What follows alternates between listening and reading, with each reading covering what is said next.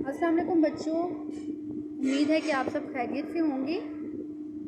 आज हम अपनी उर्दू किताब में सफ़ा नंबर 9 करेंगे। सबसे पहले आपने तारीख़ लिखनी है और तारीख़ क्या है आज 19 मई सन 2021 और आपने जुमात का काम लिखना है। सवाल हमारा क्या है, ट्रेस कीजिए और रंग भरिए।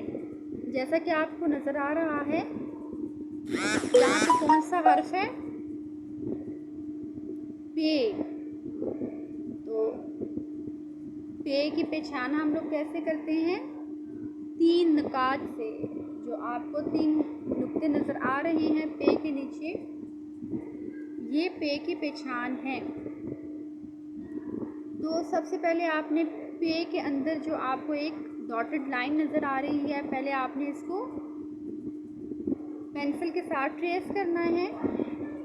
और हर्फ पे की आवाज़ क्या है, पे कहता है प, पे कहता है प पर्दा। जैसे कि आपको नज़र आ रहा है पर्दा।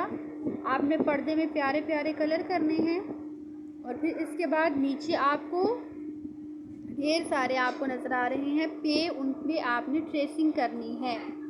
आपने पेंसिल के ज़रिए ट्रेसिंग करनी है अच्छे तरीके से। सबसे पहले आपने पेंसिल को अपने हाथ में होल्ड करना है, पकड़ना है और फिर अच्छे तरीके से ट्रेसिंग प्यारी प्यारी करनी है, ठीक है।